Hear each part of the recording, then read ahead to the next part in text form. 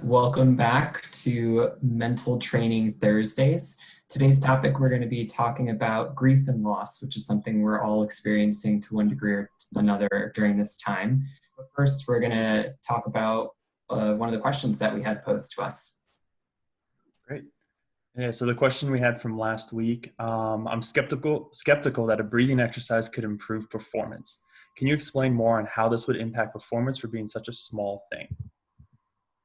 A great question. So first, what I would say is, I think the question kind of implies that if you just practice it one time, that then you can draw on it.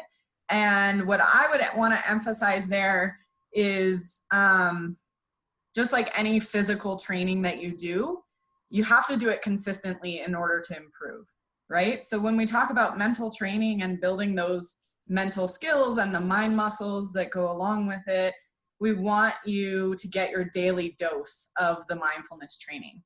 So whatever that looks like for you. So if it's challenging at first, maybe you do 30 seconds a day. Maybe you do a minute, and then you keep building that mind muscle and you increase your time that you're able to do that meditation or mindful awareness practice.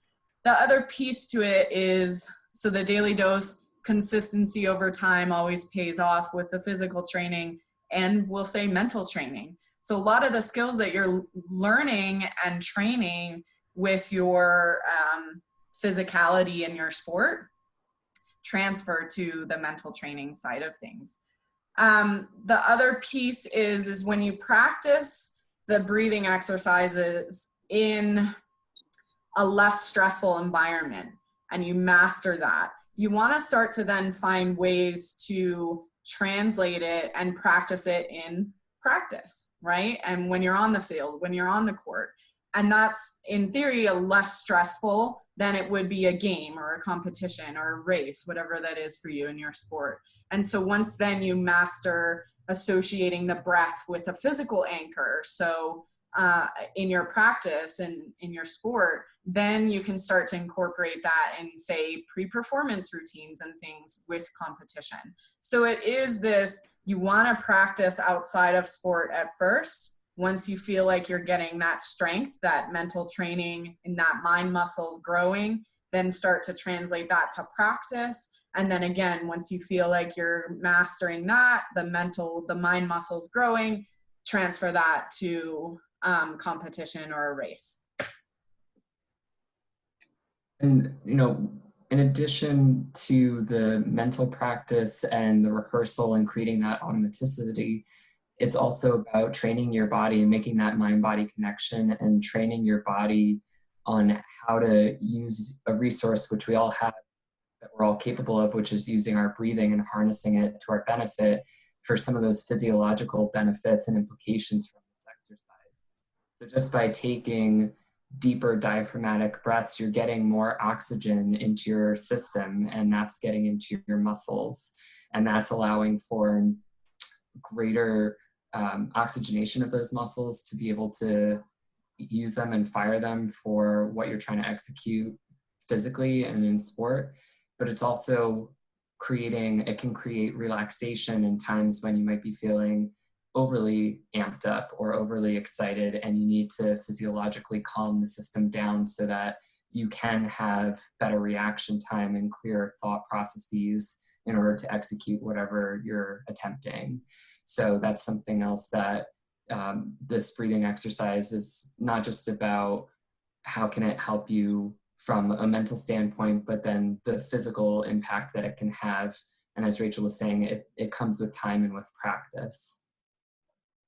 So if you do have other questions for us, please email. You can email me at mac.brown@colorado.edu, and we'll spend a little time answering your questions in the first part. So, many of us, to shift into our conversation today, many of us are experiencing some form of loss or grief during this pandemic. We've lost routines. We've lost what normal life has historically felt like up until everything changed. And for many student athletes and coaches and universities, they're experiencing that loss of a season, of a championship game of time with their friends and their teammates. And that's something that can be significantly impactful. And as we've been settling more into these current times, that loss and the weight of it might be more felt than it was in the initial beginning. So as we're trying to navigate the struggles and challenges, we wanted to share a metaphor that could help with how to process some of these feelings around that. So this metaphor is called the pendulum. Imagine a feeling. Perhaps that feeling is grief. Perhaps it's anxiety. How long will it last? Now imagine a pendulum swinging freely from one side to the other. The higher you lift it in one direction, the more power you give it to swing up on the other side. Perhaps you'll notice the power of its swing in the weight and resistance of the bob, the weight at the bottom of the pendulum as you let it go. Feelings are like the pendulum. They swing. That's the unavoidable nature of a feeling. You may like one side more than the other, yet if you try to fight the swinging nature of the pendulum and get the bob high up on the side you prefer, you'll give it more power to rise up on the opposite side, the side that you dislike. You may be able to stop it for a short moment or lift it higher than its natural cycle. But doing so will take a lot of energy on your part.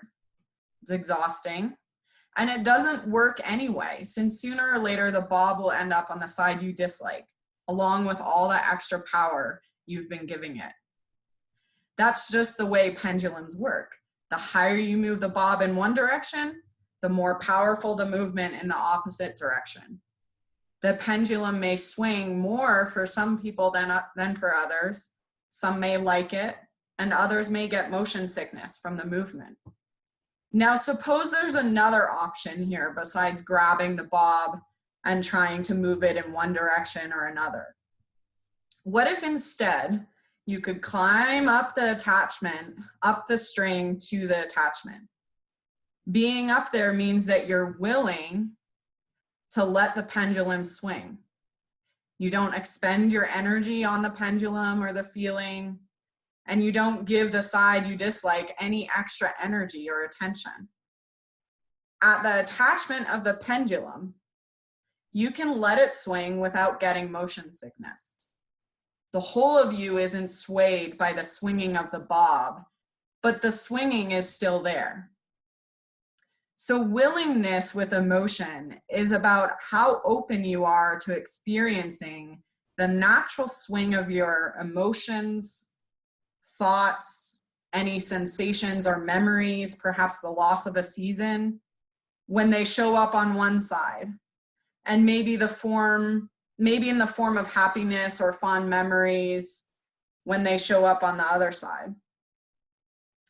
Your experience with the pendulum can tell you that when you aren't willing to have one side, you've got it.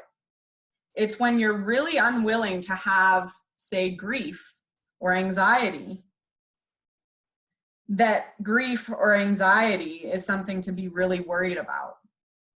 That's when you give grief more power, more energy by lifting the bob as high as you can to try to get rid of it. You've tried for so long to maybe control these feelings or thoughts that you dislike, and perhaps you've gotten more of the same. But there is a choice here. Instead of trying to control the swing, you're free to climb up to willingness, to the attachment point of the pendulum. From the attachment, you can willingly let the pendulum swing both ways. Sometimes there's grief or anxiety, sometimes there isn't. And in both cases, you won't end up in an unworkable struggle that will only lead to undesired consequences. You can't control the swing. You can't control the back and forth of the emotions. All you can control is whether you're grabbing the bob up high on this end or sitting on the willingness attachment. So let me ask you now a question to reflect on. Are you open to exploring how life might be different if you shift your focus from riding on the bob to sitting on the willingness attachment?